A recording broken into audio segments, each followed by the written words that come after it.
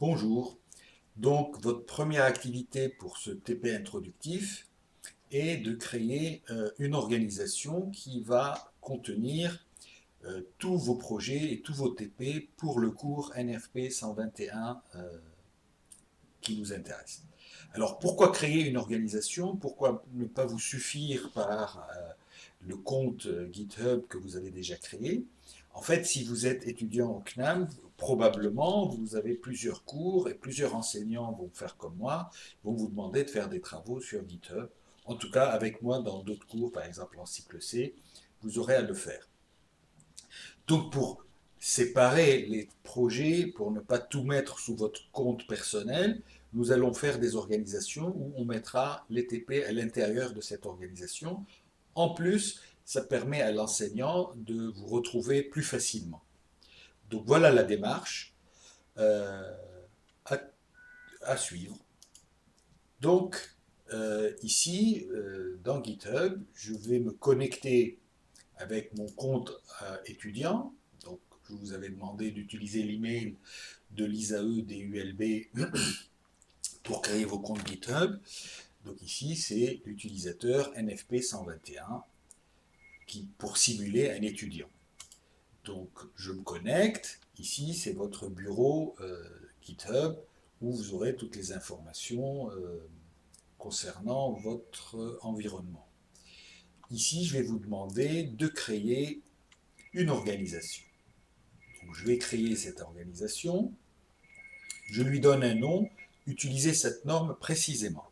NFP 121, le centre dans lequel vous êtes affecté, par exemple moi, Beyrouth, à titre d'exemple, ou Tripoli, je crois que j'ai déjà créé Beyrouth, et votre identifiant, par exemple 1000T, votre identifiant au CNAM Liban. Ensuite, vous mettez votre email ici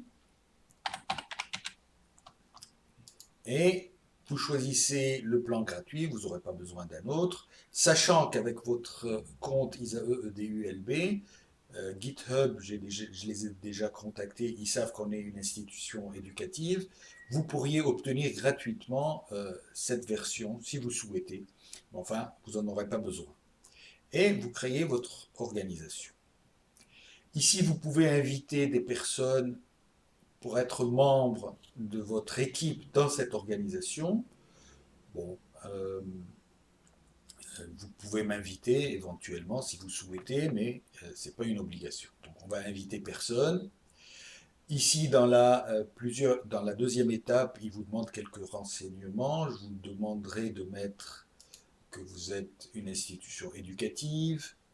Vous allez utiliser cette organisation probablement juste pour ce cours, donc une semaine à quelques mois. Et combien d'utilisateurs? Bah, probablement vous serez seul ou vous allez m'inviter en tant qu'enseignant. Donc vous mettrez 5 ou moins. Et puis voilà. Donc vous avez créé cette organisation. Cette organisation, vous pourrez, si vous vouliez la faire en grand, vous pourriez avoir des équipes pour développer ensemble, des personnes que vous avez invitées à cette organisation.